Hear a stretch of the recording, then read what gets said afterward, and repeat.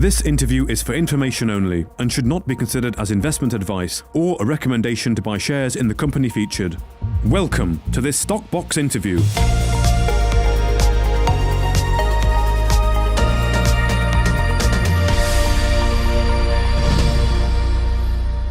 Joining me on Stockbox today is Louis Coatzee, the Executive Chairman of Katoro Gold, following an RNS yesterday about the decision to proceed with the diamond drill program at the Heneti nickel project in Tanzania. So, hello Louis, good to be speaking to you again. How are you doing? Good morning. I'm doing quite well, Mark. It's a beautiful autumn day here where I am. So we are very pleased that we are having this conversation while the COVID-19 restrictions are easing and we have wonderful weather and all things are going well. Good. I'm glad to hear the COVID restrictions are easing. It seems to be very different from country to country. But if it's easing where you are, then that's good for you. I'm pleased for you. Hopefully that'll come to my way one day soon. But okay, so before we get into the RNS, Louis, I wonder if you could maybe start with a bit of an overview of the Heneti project, just for any listeners who are sort of new to the story, before we get into discussing the recent developments. Of course. As I've said in many interviews in the past, and as we've announced in many various RNSs over the years, literally, Heneti is a project that we're very excited about. It's a project that we've had in our portfolio for a long time and that we've made sure that we keep and that we hold it very close to us over a very long period of time, and also through some very, very difficult times from a funding point of view, because we have so much belief in this project. Now, in terms of background, just as you said, for those who might not know, this is a project. It's in the central east part of Tanzania. We have a very large area of interest in that area with several prospecting licenses and quite a large area under application again as well. And the reason why we're focusing on this area is from previous exploration work, we've identified an 80-kilometer long ultramafic belt, and in which we have, through previous exploration work, received samples of up to 13% nickel and 2.33 grams per ton combined platinum and palladium. So this is something that you really get excited about when you come across it. And in subsequent work, we have also been able to delineate this area better, to understand the geology better, and we have identified certain areas where we have very specific targets that we are focusing on, and we have over time developed these targets through different exploration methods and techniques to a point where we have come to the conclusion that these are the areas that we need to focus on. So, for example, the Nyanza Hill is one of that, and where the company believed that from the previous exploration work that we've done, that this has the potential to host a similar style of mineralization to the Sipa Resources Limited or the Akelekongu nickel project in Uganda. And we all know that these are world-class projects ongoing, and we see the same sort of things here. And when we look at Nyanza Hill and the Mwaka Hill, where we focused the drill program that we announced yesterday as well. So what we did over the years was to try and delineate these, understand it better, understand the geology, to follow up on those very exciting values that I've just mentioned. The 13.6% nickel is nothing to sneeze at in any company. And we brought that to the point where we then started the first preliminary drill program, which was the one that we announced yesterday. Okay. So let's talk about that then. The initial market reaction, it seems, was perhaps a little disappointing considering the news, which I would perceive as generally good, that there's exploration planned. So from my reading, it looks like you've completed the RAB drilling on time, and that's rotary air blast drilling. You've identified new mineralization and confirmed with your decision to proceed to deeper diamond drill targets. So to me, it reads like it's good progress for an explorer to be announcing this kind of RNS. So the RAB objective, and I read this in the RNF, was to delimit the extent of ultramafic intrusive geology below nickel-enriched laterite and regolith cover. So lots of interesting words there. I wonder if you can explain a bit more what this means and what the results mean, and then the rationale for moving on to the diamond drill program. So I will not being a geologist myself, and not being not having received the training to use those big words that they're using. Sure. I will try and put it as simple and as straightforward as possible. So why this RAB drill program? Why did we do this program? If you take all those very scientific and complicated words that you mentioned just now, these are all the things that we identified. These are the things that we were working with in the previous work. And it's an extensive body of work that we've done to get to this point. So why did we do the RAB drill program? We wanted to do a couple of things.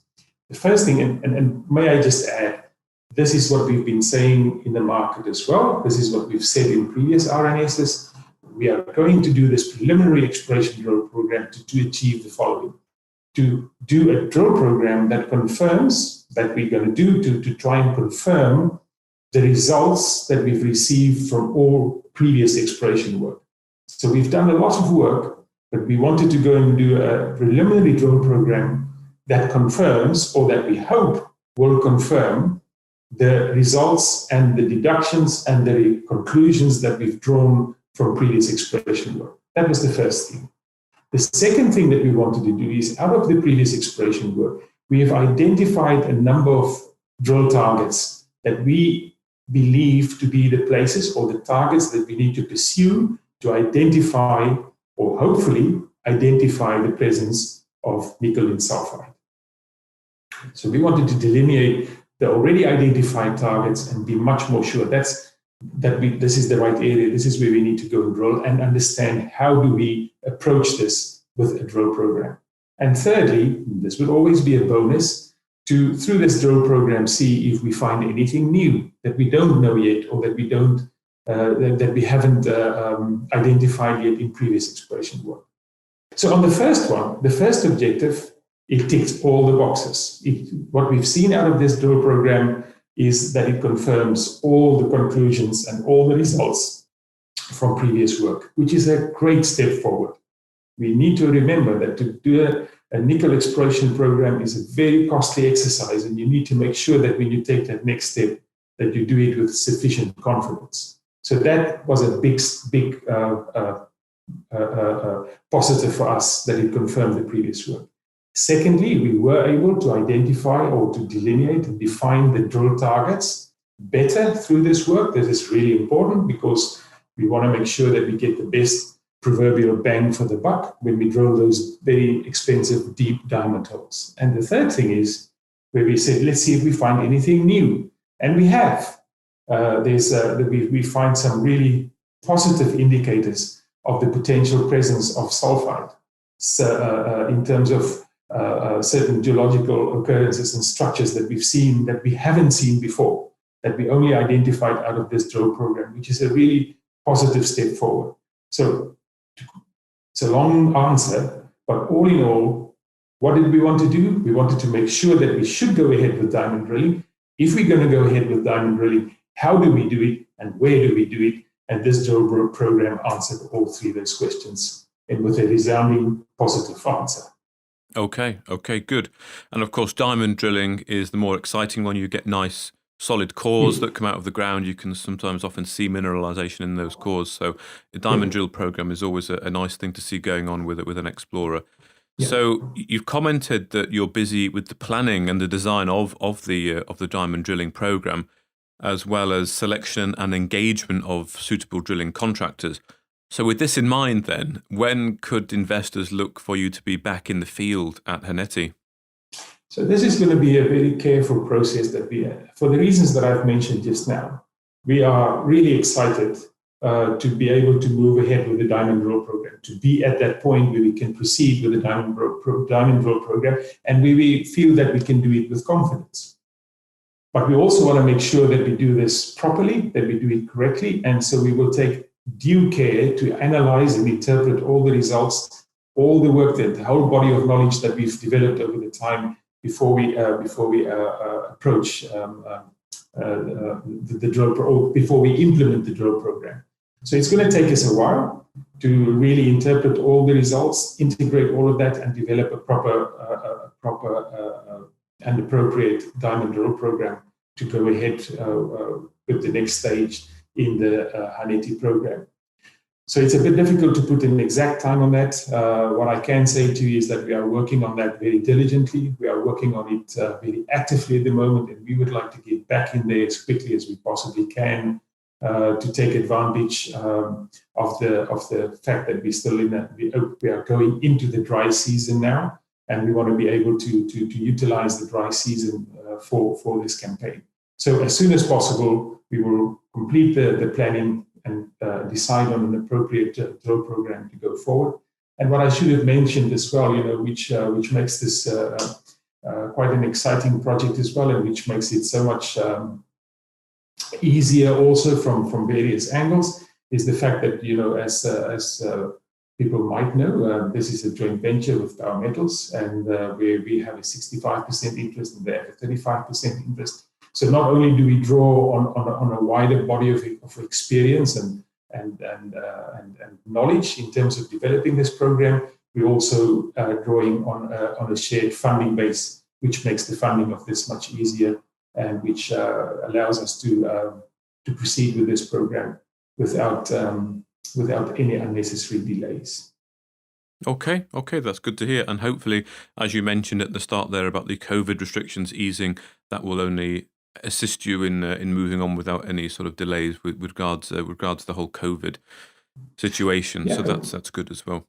So maybe go on. Sorry, Mark. I just maybe want to make a comment on that whole COVID-19 situation.